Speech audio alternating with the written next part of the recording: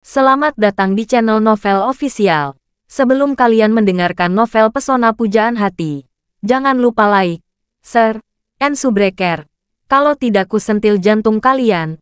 Hehehehe. Tanpa lama-lama lagi langsung saja kita masuk di alur cerita novelnya. Bab 5031. Charlie sedikit terkejut dan bertanya dengan cemberut. Selain pabrik rantai tembaga di Turki dan tambang tembaga di Siprus, industri apalagi yang kalian miliki dalam lingkaran tertutup ini? Banyak, Lucian menjawab. Ada perusahaan gas alam, peternakan dan galangan kapal di Turki. Selain itu, ada juga beberapa pabrik pengolahan pakaian dan pabrik pengolahan batu. Pada dasarnya, semua lapisan masyarakat terlibat. Nilai pasar keseluruhan sekitar 80 miliar dolar AS. Di Turki, dengan total nilai pasar 80 miliar dolar AS, itu sudah bisa disebut kerajaan bisnis super. Dan ini hanya industri di bawah tanggung jawab wakil gubernur di bawah salah satu dari 5 rumah gubernur di bawah dinasti Qing. Jika ada wakil gubernur yang ditugaskan ke Eropa Barat yang ekonominya berkembang, maka lingkaran tertutup yang dia pimpin mungkin memiliki nilai pasar lebih dari ratusan miliar dolar. Dengan cara ini, kekuatan aset rumah gubernur tentara kanan mungkin melampaui kekuatan keluarga Wade. Charlie memikirkan bibi kecilnya lagi, dan segera bertanya, apa identitas publik wakil gubernurmu di masyarakat? Apakah dia akan berpura-pura menjadi taipan bisnis? Tidak, Lucian menggelengkan kepalanya dan berkata, posisi resmi wakil gubernur adalah kenalan gubernur, dan ada juga gubernur kolonel di bawahnya. Lalu ada utusan khusus seperti saya. Mereka yang memiliki identitas terkenal umumnya sangat tinggi posisinya. Identitas publik saya di Turki adalah inspektur kualitas pabrik tembaga rantai ini, yang bertanggung jawab untuk memeriksa kualitas semua tambang tembaga yang memasuki pabrik. Terlihat normal kalau saya datang ke Siprus dengan kapal. Sedangkan identitas publik wakil gubernur kami adalah akuntan pabrik tembaga. Akuntan, Charlie mengerutkan kening, dan berkata, jadi, orang yang bertanggung jawab atas pabrik rantai tembaga memiliki status lebih rendah dalam lingkaran tertutupmu. Ya, Lucian mengangguk dan berkata, ketua hanya berpura-pura.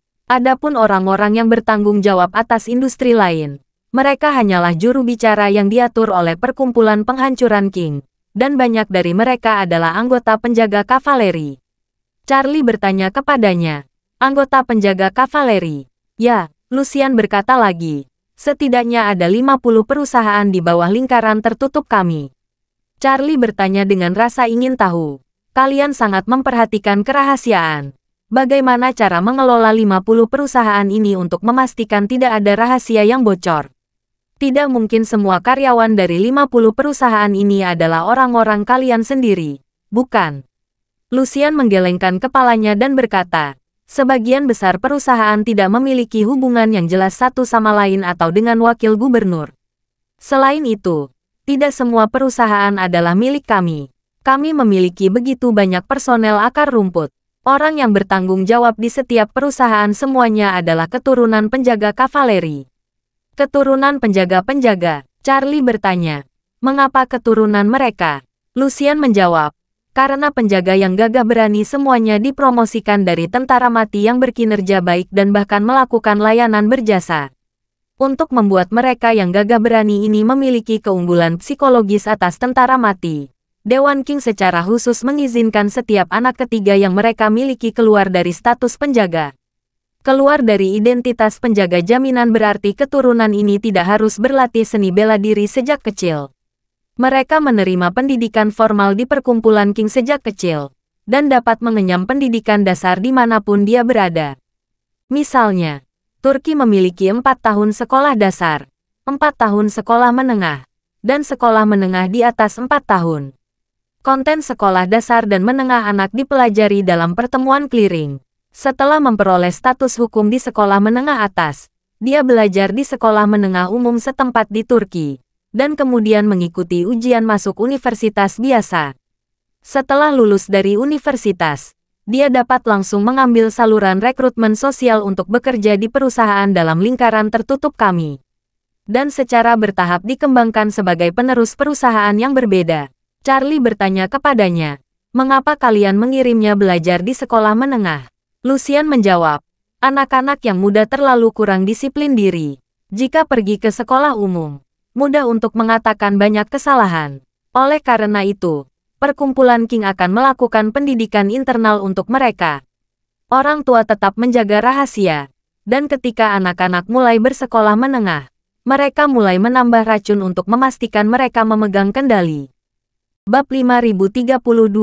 Lucian melanjutkan ceritanya. Namun, perlakuan pada mereka jauh lebih baik daripada penjagaan penjaga. Salah satunya adalah tidak perlu berlatih seni bela diri dengan keras, dan tidak perlu mengambil penawar seminggu sekali. Mereka seperti saya, setiap 6 bulan sekali. Dan jika mereka belajar keras dan memiliki bakat nyata, mereka akan dapat hidup di masyarakat sebagai elit kera putih atau bahkan pengusaha terkenal setelah mengambil alih perusahaan. Kondisi kehidupan mereka akan jauh lebih baik daripada pengawalan bersenjata. Ketika Charlie mendengar ini, dia menyadarinya. Dari sudut pandang ini, bibi kecilnya dan anggota keluarganya tidak dianggap sebagai anggota tingkat tinggi di perkumpulan King. Kemungkinan besar keturunan mereka pengawalan. Namun mereka memiliki kesempatan untuk menjalani kehidupan normal di masyarakat nyata.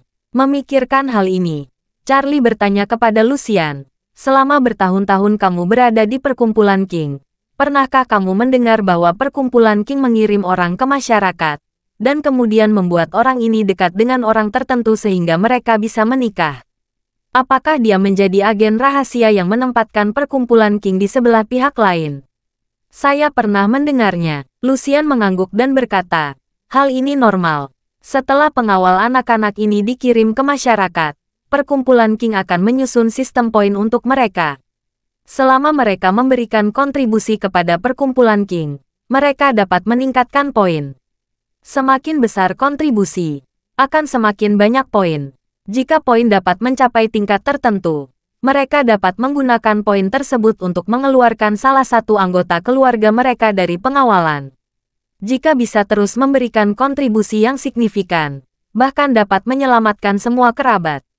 Begitu anggota keluarga mereka ditebus, anggota keluarga mereka tidak perlu melakukan apapun, dan mereka dapat pulih dan aman sampai batas tertentu.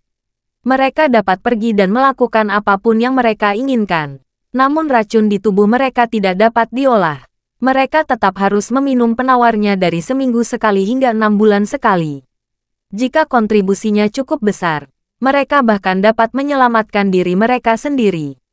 Setelah penebusan, perkumpulan King akan memberi mereka sejumlah uang untuk memungkinkan mereka dan keluarga mereka hidup selama sisa hidup mereka.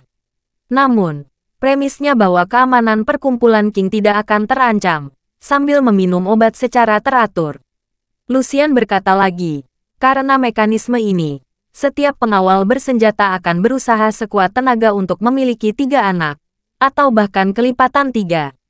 Dan setiap anak yang dikirim untuk belajar akan dididik oleh orang tua dan kakak laki-lakinya sejak kecil. Adik saya merancang rasa tanggung jawab yang besar, membuat mereka sadar bahwa mereka memikul misi mengubah nasib seluruh keluarga sejak usia dini. Oleh karena itu, hampir semua anak ini adalah master akademis. Dan mereka adalah elit sehingga mereka memasuki masyarakat. Jangan kaget, mungkin yang tidur di sebelah bantal seorang miliarder adalah keturunan pengawal-pengawal. Setelah itu, Lucian melanjutkan, namun, keturunan pengawal-pengawal memiliki istilah khusus, yang disebut sarjana. Charlie tidak bisa menahan tawa, dan bertanya kepadanya, apakah sarjana yang mengikuti ujian kerajaan di zaman kuno? Ya, Lucian berkata, orang dahulu mengatakan bahwa jika tidak ada yang bertanya kepadamu di bawah jendela selama 10 tahun, kamu akan menjadi terkenal di seluruh dunia dalam satu gerakan. Apakah itu seorang sarjana kuno atau seorang sarjana yang memecahkan dinasti King? Kamu harus mati-matian lulus studi dan ujian untuk mengubah hidupmu dan melakukan lompatan kelas. Charlie mengangguk ringan. Berpikir pada dirinya sendiri. Awalnya saya mengira bibi kecil saya pasti keturunan pengawal. Tapi menurut apa yang dia katakan, bibi kecil saya kemungkinan besar adalah seorang sarjana. Ada kemungkinan besar bibi saya telah belajar keras selama lebih dari 10 tahun. Memikul misi menyelamatkan seluruh keluarga. Dan diatur untuk masuk ke universitas tertentu agar dekat dengan paman kecilku. Selain itu, keberhasilannya menikah dengan keluarga Aker membuktikan bahwa dia benar-benar terkemuka dalam kelompok sarjana. Memikirkan hal ini, Charlie tidak bisa menahan rasa dingin di punggungnya. Meskipun perkumpulan King tidak terkenal, sebenarnya telah menyebarkan pengaruhnya ke seluruh dunia, dan telah merambah kelas atas. Semua orang tahu berapa banyak orang terkaya di dunia dalam daftar Forbes yang memiliki mitra yang sebenarnya hanya sarjana dari organisasi ini. Selain itu, bahkan jika sarjana tertentu menikah dengan pria terkaya di dunia, perkumpulan King masih dapat melakukan kontrol mutlak atas dirinya melalui racun di tubuhnya dan keluarganya, serta penawar racun di tangan. Selain itu, rantai kendali ini telah membentuk lingkaran tertutup, sempurna dan tidak mungkin diretas. Bab 5033. Pada saat ini, Charlie tidak bisa tidak memikirkan bibi ketiganya yang tidak dia kenal. Dalam benak Charlie, dia harus mengandalkan petunjuk yang diberikan oleh Lucian dan imajinasinya sendiri untuk menguraikan kehidupan tragis wanita itu. Selama masa remaja dan masa mudanya, kemungkinan besar dia telah belajar dengan giat untuk mengubah nasib seluruh keluarga. Ayahnya mungkin pernah mengalami tragedi kematian, jadi dia pasti menanamkan dalam dirinya keyakinan untuk belajar keras untuk menyelamatkan seluruh keluarga sejak masih sangat muda. Dan dia pasti memenuhi harapan. Dengan usahanya sendiri, dia diterima di universitas ternama. Saat ini, karena prestasi akademiknya yang sangat baik dan kondisi eksternal yang sangat baik, perkumpulan King memberinya tugas yang sulit dan penting, yaitu bersiap untuk dekat dengan pamannya, Jackson Aker. Duncan pernah memberitahu Charlie bagaimana bibi dan paman kecilnya berkenalan. Saat itu, pamannya berada di tahun kedua gelar master di Universitas Harvard. Dan bibinya baru saja diterima di Harvard untuk belajar untuk mendapatkan gelar master. Keduanya bertemu karena plot kuno tentang seorang pahlawan yang menyelamatkan gadis cantik. Dan melalui kontak dengannya, pamannya terkejut menemukan bahwa gadis ini sangat cocok dengan dirinya dari dalam atau dari luar. Gadis itu memenuhi semua kriteria seorang gadis idaman. Keluarga Aker dan Duncan juga menduga bahwa bibi kecil itu mungkin adalah agen rahasia musuh yang sengaja ditanam di sekitar paman kecilnya saat itu.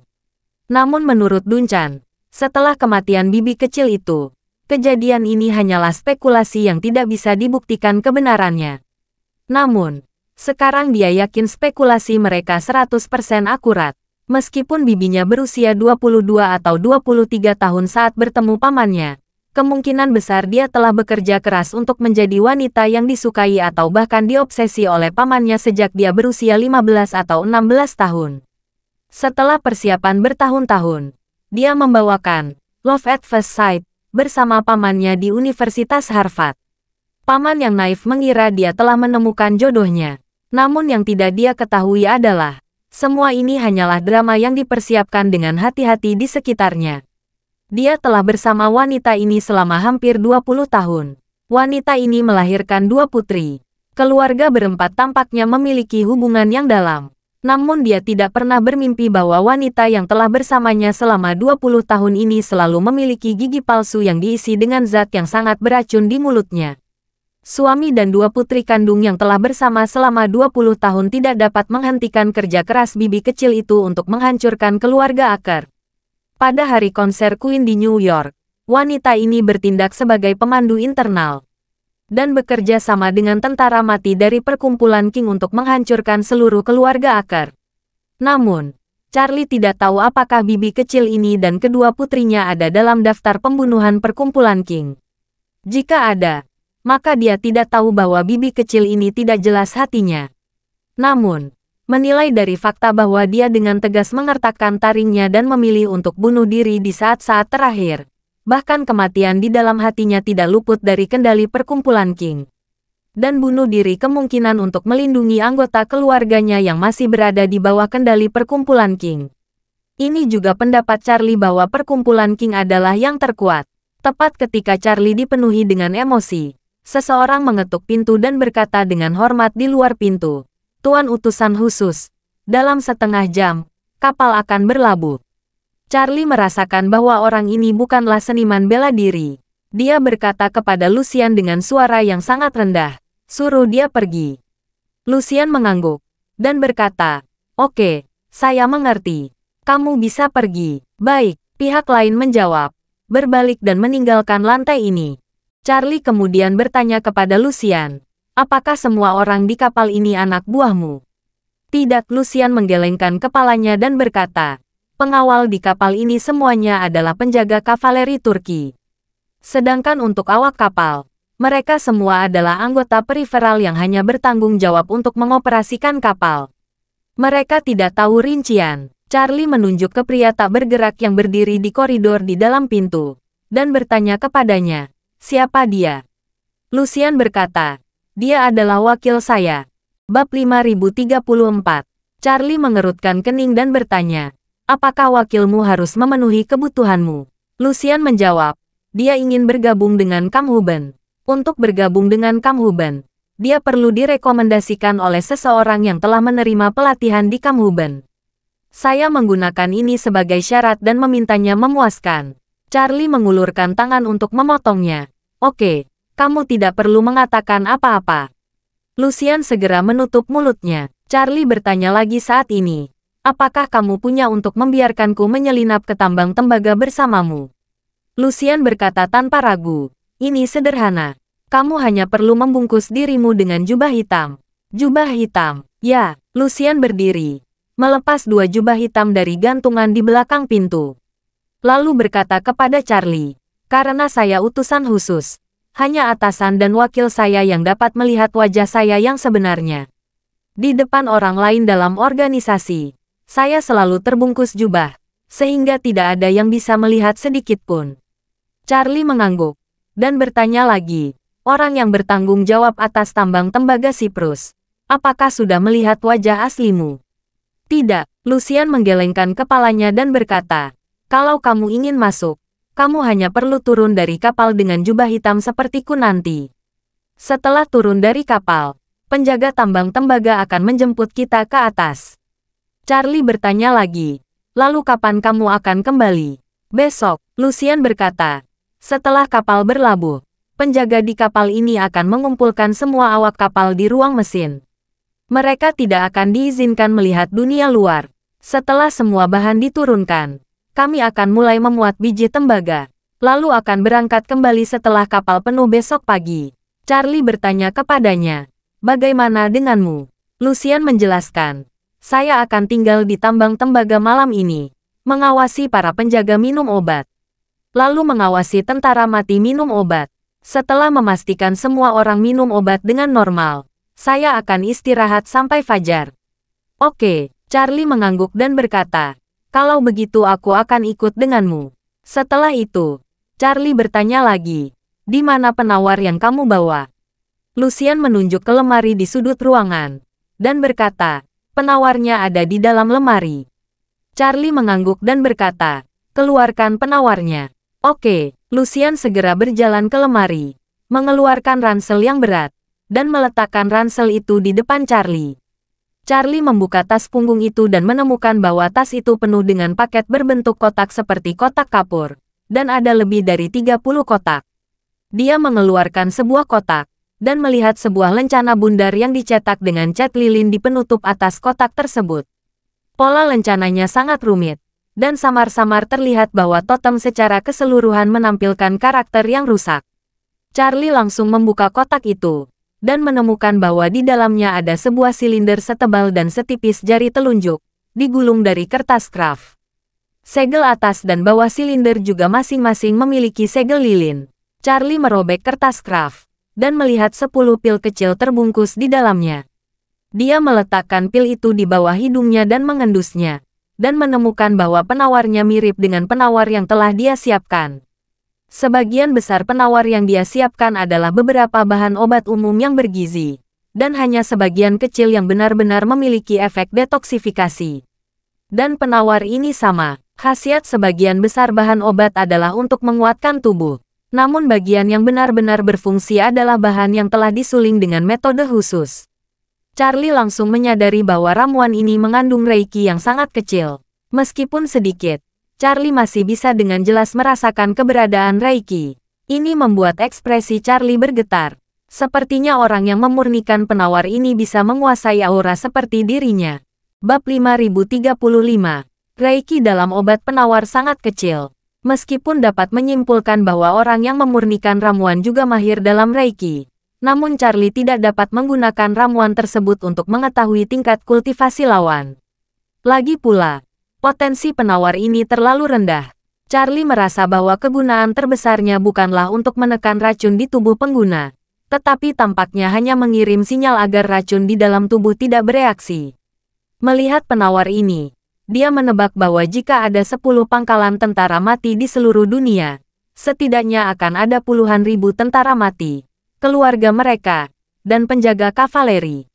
Selain itu, ada sarjana pemandu utusan khusus pengawas batalion Huben, perusahaan ekspres dan berbagai personel pendukung yang tersebar di seluruh dunia. Diperkirakan secara kasar, setidaknya ada 100.000 orang di bawah komandonya, atau bahkan lebih. Ada lebih dari 100.000 orang, dan kebanyakan mereka mengambil satu penawar setiap minggu. Artinya penawar yang diproduksi oleh perkumpulan King setiap hari sekitar 10.000 hingga 20.000 atau bahkan lebih. Permintaan sebesar itu tidak dapat diberikan kepada master yang menguasai ki spiritual. Kalau tidak, itu sama saja dengan menempatkan kelompok orang terkuat di pabrik keringat yang membuat penawar, yang benar-benar berlebihan. Oleh karena itu, Charlie memperkirakan bahwa harus ada basis pemrosesan pil berskala besar di perkumpulan King, atau orang-orang di bawah komandonya yang menguasai Reiki, yang memurnikan pil inti dan menyerahkannya ke basis pemrosesan untuk diencerkan dengan formula tertentu. Saat ini, petunjuk yang dapat ditemukan Charlie pada dasarnya sangat independen. Sulit untuk menemukan petunjuk yang sebenarnya untuk menghubungkan pangkalan tentara mati di Siprus dengan tingkat organisasi yang lebih tinggi. Tapi sekarang tampaknya satu-satunya hal yang berjalan melalui semua mata rantai perkumpulan King adalah produksi dan transportasi obat penawar. Penawarnya adalah tautan nyata yang benar-benar ada. Ini akan menggunakan rute transportasi untuk menghubungkan semua struktur organisasi eksternal. Jika dapat menemukan jalur keluaran untuk pengiriman penawar ke bawah, akan dapat menemukan basis pemrosesan obat penawar ini. Dan basis pemrosesan eliksir ini sama sekali tidak diisolasi dari markas atau keberadaan independen tingkat tinggi dari perkumpulan King. Karena dalam penawar yang dihasilkannya, harus ada eliksir dengan energi spiritual sebagai bahan baku inti. Sehingga hulunya harus memiliki jalur masukan ramuan Reiki. Setelah menemukan jalur masukan ini, mungkin dapat mengikuti tanaman merambat sepanjang jalan untuk menemukan inti sebenarnya dari perkumpulan King. Setelah mengambil keputusan, Charlie bertanya kepada Lucian, "Kamu tadi bilang, waktu dan tempat penawar tiba di Turki adalah acak. Ceritakan proses kamu menerima penawarnya." "Oke," Lucian berkata dengan hormat. "Umumnya, kami akan menerima koordinat dan kode tanda terima 6 digit yang dikirim melalui komunikasi satelit. Koordinatnya mungkin di mana saja di Turki. Kami akan menerima alamatnya setelah itu. Kami bergegas untuk segera menerimanya." Lucian melanjutkan, "Mereka biasanya memilih punggungan hutan belantara untuk menempatkan brankas. Karena koordinatnya akurat hingga ukuran meter, setelah kami tiba di koordinat yang ditentukan, kami hanya perlu mencoba menggali di tanah yang datar. Kami bisa menemukan lokasi brankas dengan cepat." Padang belantara, Charlie tidak bisa menahan cemberut. Tampaknya proses kelompok orang ini memang sangat teliti. Tidak ada peralatan pemantauan di tempat-tempat seperti hutan belantara. Dan pihak lain memilih lokasi secara acak, sehingga tidak mungkin untuk dikerahkan dan dikendalikan terlebih dahulu. Dan tunggu pihak lain dengan tenang menempatkan penawarnya. Masih ada cukup waktu untuk menjernihkan semua petunjuk, lalu beritahu pihak lain titik koordinat ini. Bahkan, pihak lain mungkin mengubur beberapa brankas di Turki sekaligus, namun hanya mengumumkan koordinat salah satu brankas secara berkala di masa mendatang. Akibatnya, semakin sulit untuk melacak garis ini. Segera, Charlie bertanya lagi, "Setiap kali kamu pergi untuk menerima brankas, apakah kamu menemukan jejak yang mereka tinggalkan saat mereka meletakkan brankas?" "Tidak," Lucian menggelengkan kepalanya dan berkata, "Saya memberikan perhatian khusus pada hal ini. Namun setiap kali menerima penawarnya, saya tidak menemukan jejak kaki atau bekas roda. Mungkin mereka melakukan sesuatu secara khusus saat menanamnya. Tapi entah, Mungkin mereka mengubur brankas cukup lama agar cuaca menutupi jejak mereka. Atau bisa juga keduanya. Charlie menamparkan bibirnya dan bertanya kepadanya, apa yang terjadi setelah kamu menemukannya? Apakah memberi mereka umpan balik? Ya, Lucian berkata. Brankas memiliki area input, kata Sandy. Tapi area ini tidak digunakan untuk membuka pintu brankas untuk mengirim tanda terima ke organisasi. Selama kode tanda terima yang benar dimasukkan, organisasi dapat mengonfirmasi, kata Sandy kami, bahwa penawar sudah diterima dengan aman. Mendengar ini, Charlie tidak tahu metode apa yang harus dia gunakan untuk menangkap petunjuk penawar pihak lain. Bab 5036. Pada saat ini, kapal uap bersiul sangat tajam, dan kapal mulai melambat, yang membuat Charlie menyadari bahwa kapal akan berlabuh.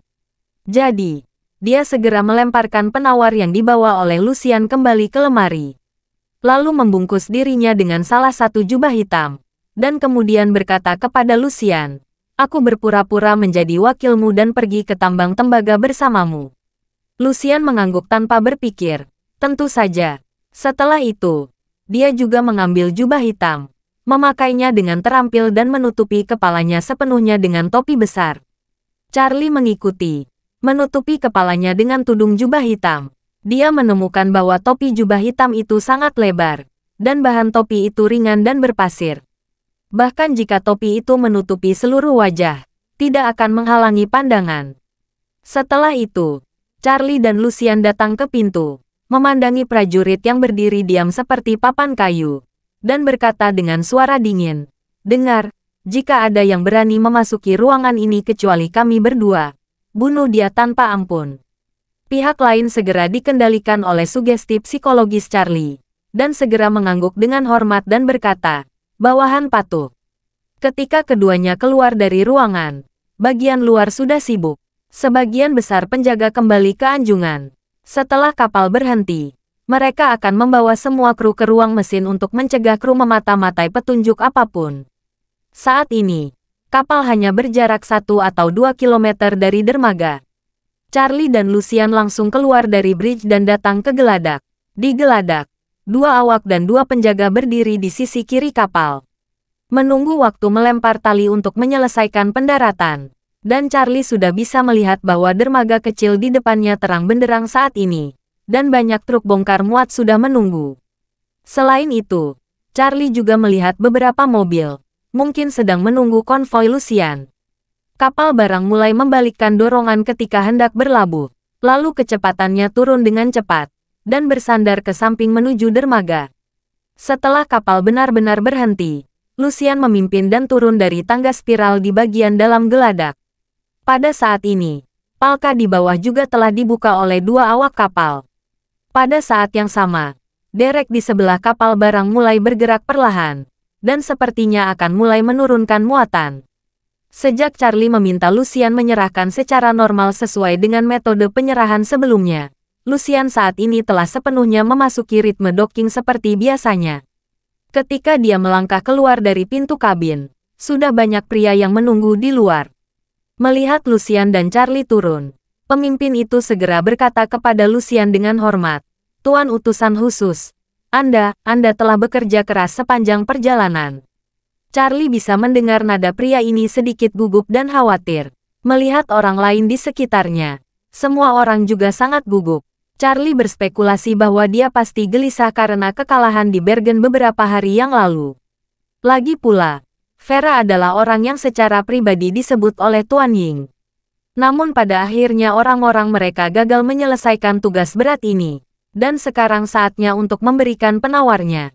Mereka takut Tuan Ying akan mengulangi metode 20 tahun yang lalu dan membunuh semua orang di markas mereka. Bab 5037. Menghadapi rasa hormat dan beberapa ketakutan orang, Lucian hanya mengeluarkan dengungan ringan. Bahkan tanpa melihat orang itu, dia langsung berjalan ketiga menuju mobil itu.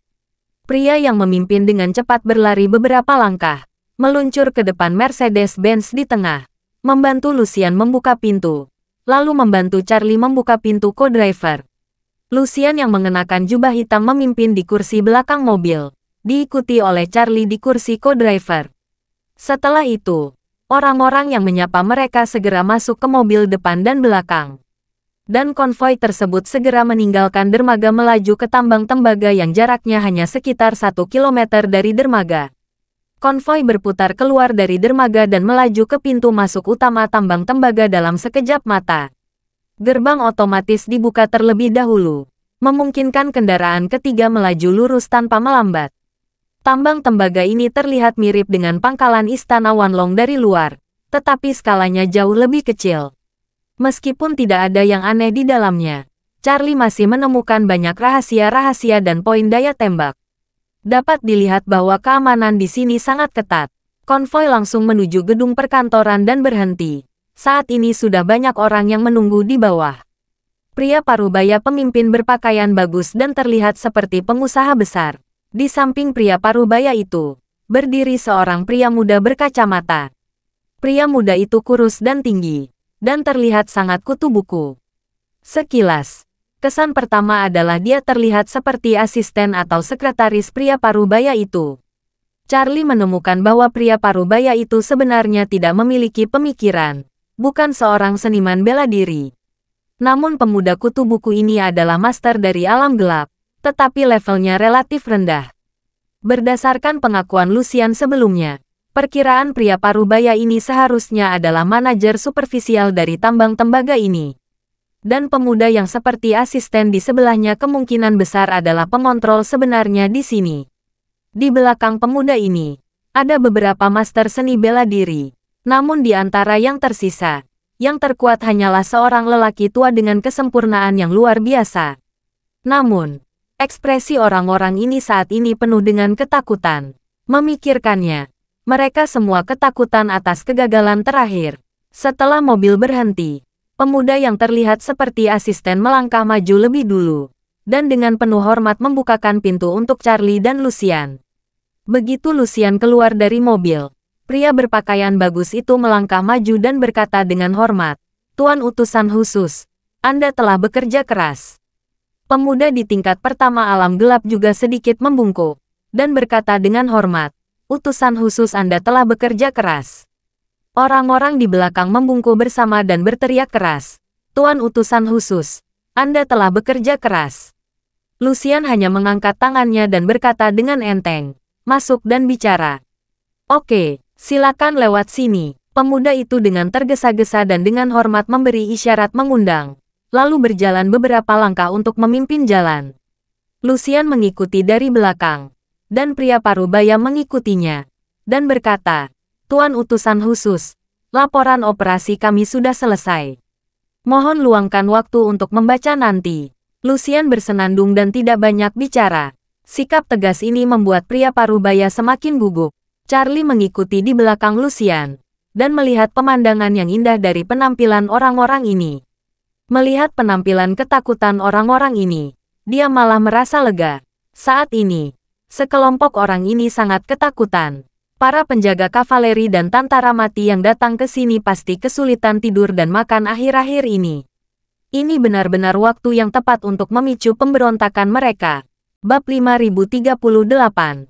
Charlie menebak dengan benar. Ketika dia datang ke lantai atas bersama Lucian, pria parubaya itu membawa mereka ke kantornya. Bersama mereka datanglah pemuda dari alam gelap, dan para master dari alam terang. Saat pintu ditutup, pemuda itu datang ke Lucian terlebih dahulu, dan tiba-tiba berlutut, bersujud dengan berat, dan berkata dengan isak tangis, "Tuan utusan khusus, tolong tunjukkan belas kasihan dan selamatkan saya. Selamatkan kami 3.700 orang." Yang lainnya segera mengikuti pemuda itu dan berlutut, berseru dan berkata, "Tuan utusan khusus, mohon berbelas kasih." Lucian tertangkap basah untuk sementara waktu. Petunjuk psikologis yang diberikan Charlie kepadanya adalah membiarkan bertemu orang-orang ini sesuai dengan praktik yang biasa. Namun, orang-orang ini tiba-tiba berlutut di dekatnya dan memohon belas kasihan padanya, yang membuatnya sedikit bingung harus berbuat apa. Lucian saat ini lebih seperti mesin yang menjalankan perintah. Jika perintah tersebut dicatat di sistemnya, dia dapat segera mengeksekusinya. Namun jika tidak ada catatan, dia akan memasukkan keadaan kesalahan program. Ini juga merupakan kerugian terbesar dari sugesti psikologis. Charlie melihat bahwa Lucian kebingungan. Jadi dia bertanya, apakah kamu khawatir Tuan Ying akan menghukummu dengan cara dia menghukum 20 tahun yang lalu? Begitu Charlie mengatakan ini, wajah beberapa orang langsung terkejut. Mereka tidak menyangka rombongan yang selama ini diam di sisi utusan khusus akan angkat bicara atas inisiatifnya sendiri. Terlebih lagi, ketakutan di hati mereka tepat di awal mulut mereka. Beberapa orang saling memandang, dan kemudian pemuda itu tiba-tiba menyadari sesuatu. Dia berlutut dan menunduk ke arah Charlie, sambil berseru dan berkata, maafkan mata saya yang buta karena tidak dapat mengetahui identitas utusan khusus lebih awal, dan saya meminta utusan khusus untuk turun. Ketika orang lain melihat ini, mereka tiba-tiba menyadarinya. Mereka berlutut dan berbaring di depan Charlie, memohon dengan sangat hormat, tolong, utusan khusus tuanku. Charlie terkejut sesaat, lalu dengan cepat kembali sadar. Berpikir pada dirinya sendiri, sepertinya orang-orang ini menganggapku sebagai utusan khusus yang asli. Informasi internal perkumpulan King sangat terlindungi, dan suka melepaskan bom secepatnya ke dunia luar. Seperti yang dikatakan Lucian, di perusahaan yang dikendalikan oleh perkumpulan King, ketua dewan umumnya bukanlah penanggung jawab yang sebenarnya, tapi orang yang bertanggung jawab mungkin hanya asisten atau akuntan yang tidak mencolok di samping ketua. Sama seperti tambang tembaga ini, saat berada di luar, tampaknya pria parubaya adalah penanggung jawab di sini, dan pemuda itu adalah sekretaris di dekatnya. Namun begitu dia tiba di kantor ini, pemuda itu langsung menjadi pemimpin di antara mereka. Semua orang memandangnya. Oleh karena itu, pemuda itu sekarang tampaknya salah paham, bahwa dia, asisten utusan khusus, mungkin adalah utusan khusus yang sebenarnya.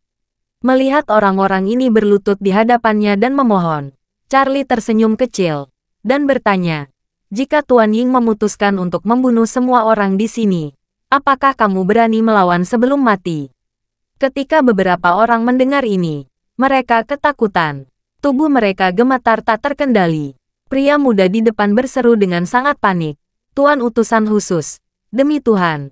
Masalah ini karena bawahan tidak melakukannya dengan baik dan gagal dalam memenuhi kepercayaan dan harapan Tuan Ying. Jika Tuan Ying meminta bawahan segera mati, bawahan sama sekali tidak keberatan. Yang lain segera berkata berulang kali, bersedia mati untuk Tuan Ying. Charlie muncul dan berkata dengan menghina, orang lain akan membunuh kalian semua. Alih-alih memiliki rasa perlawanan sedikit pun, kalian berlutut seperti budak untuk menunjukkan kesetiaan. Apakah kalian tidak memiliki sedikit pun darah? Ketika semua orang mendengar pertanyaan Charlie seperti ini, mereka bahkan lebih takut lagi. Mereka berpikir bahwa Charlie mencoba menguji mereka dengan sengaja. Beraninya mereka menunjukkan ketidaktaatan saat ini. Mereka terus bersujud ketakutan. Bab 5039. Dan pemuda yang memimpin tersedak dan berkata, Tuan utusan khusus, kami benar-benar tidak berani memikirkan pemberontakan. Melihat ekspresi ketakutannya, Charlie tahu bahwa orang ini memang penuh ketakutan dan tidak berniat melawan sama sekali. Namun, memikirkan identitas orang-orang ini dengan hati-hati, Charlie tidak terkejut. Lagi pula, menurut apa yang dikatakan Lucian, kecuali tentara mati, penjaga kavaleri bersenjata dan keluarga mereka, sebagian besar anggota perkumpulan King lainnya bergabung secara sukarela. Terutama para pejuang yang ingin segera menembus tingkat kultivasi. Mereka bergabung dengan perkumpulan King untuk mencapai lompatan kultivasi. Sehingga tidak ada kebencian yang mengakar antara mereka dan perkumpulan penghancuran King. Dan pemuda di depannya, tingkat kultivasinya tidak rendah. Dia juga seorang utusan yang bertanggung jawab atas operasi dan pengelolaan seluruh pangkalan tentara mati, dan levelnya tidak rendah. Bahkan, dia kemungkinan dilatih dari Kamhuben. Orang seperti ini bahkan mungkin berterima kasih kepada perkumpulan King, selain menuruti apa yang mereka katakan. Oleh karena itu, dari lubuk hati mereka, mereka tidak ingin menghadapi perkumpulan penghancuran King. Memikirkan hal ini, Charlie kehilangan minat untuk melakukan tindakan balasan terhadap orang-orang ini. Dia memandang mereka dan berkata dengan ringan, kegagalan Bergen, Tuan Ying memang sangat marah. Namun Tuan Ying juga tahu tanggung jawab atas kegagalan ini bukan pada kalian. Kalian tidak perlu khawatir. Mendengar ini, beberapa orang menghela napas lega. Pria muda yang memimpin berkata dengan rasa terima kasih. Terima kasih, Tuan Ying, atas kemurahan hati Anda. Dan terima kasih atas kebaikan dan kebajikan Anda yang luar biasa. Kami sadar diri atas rasa malu kami dan kemudian menjadi berani. Dan kami akan melakukan yang terbaik untuk organisasi, sampai kami mati. Charlie mengangguk, mengulurkan tangannya, dan menepuk bahunya dengan ringan. Dengan jejak Reiki memasuki otak, Charlie berkata dengan tenang, bagus sekali. Tapi mulai sekarang, kamu bisa melakukan apapun yang aku katakan. Apa kamu mengerti? Mata pemuda itu membeku. Lalu dia berkata tanpa berpikir, saya mengerti. Beberapa orang di belakangnya masih sedikit bingung saat ini. Tidak tahu mengapa utusan khusus itu mengucapkan kata-kata seperti itu kepada gubernur.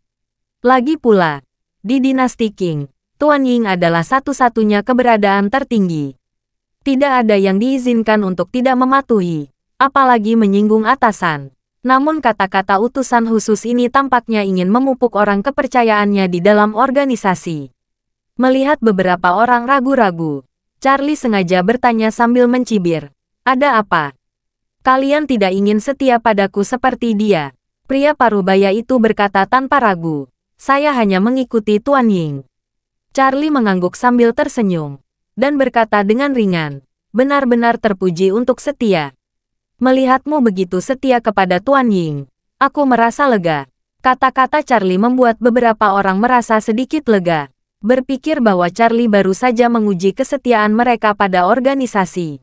Pada saat ini, Charlie berjalan ke beberapa orang, mengulurkan tangannya dan berjabat tangan dengan mereka masing-masing.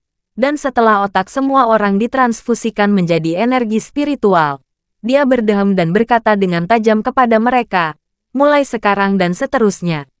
Satu-satunya misi kalian adalah setia padaku. Mengerti? Mengerti. Pada saat ini, beberapa orang telah sepenuhnya diisyaratkan oleh Charlie, dan setuju dengan hormat satu persatu. Setelah mengendalikan orang-orang ini, Charlie mulai bersiap untuk melaksanakan rencananya.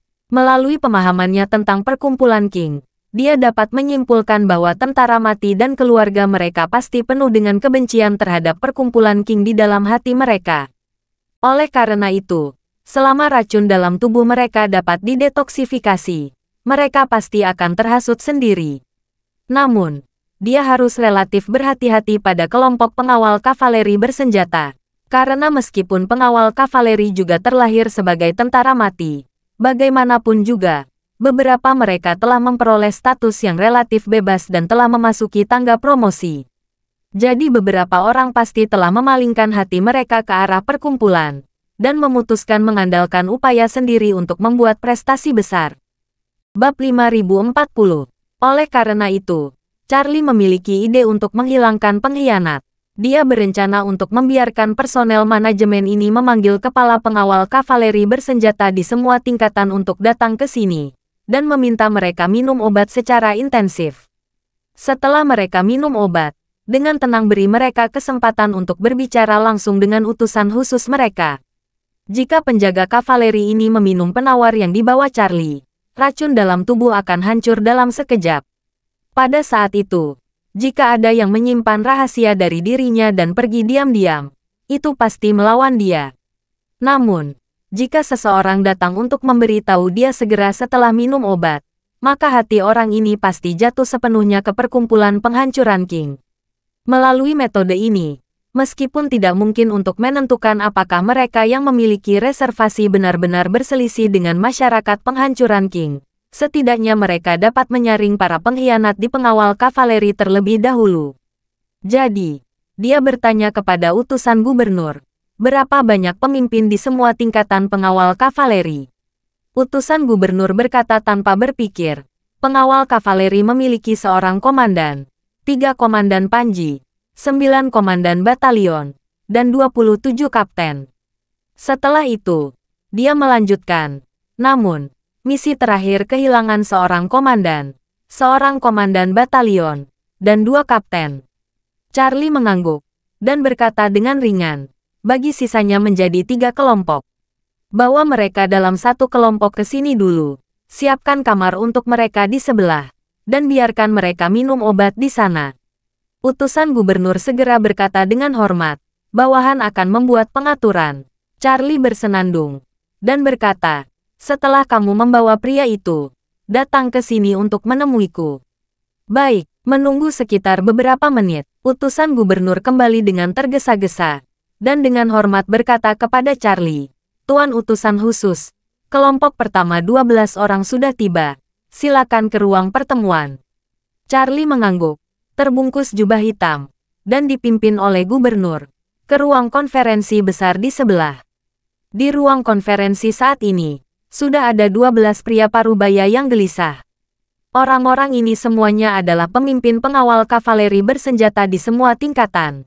Saat Charlie masuk, semua orang ini terlihat sangat gugup. Charlie berjalan ke meja pertemuan, melihat ke-12 penjaga prajurit, dan berkata dengan ringan, semuanya, terima kasih atas kebaikan Tuan Ying. Saya secara khusus mengubah penawar baru. Saya memanggil kalian di sini agar dapat mencoba obat baru ini terlebih dahulu. Ketika mereka mendengar bahwa itu adalah penawar baru, ekspresi semua orang ketakutan. Pada saat ini, mereka semua sangat terkejut, karena dalam ingatan mereka, mereka tidak pernah mendengar tentang organisasi yang mengganti obat baru.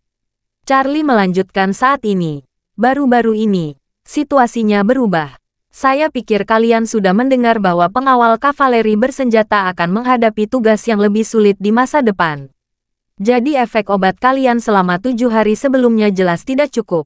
Tuan Ying sudah menyiapkan untuk kalian penawar baru. Efek obat baru diperpanjang dari 7 hari menjadi 15 hari.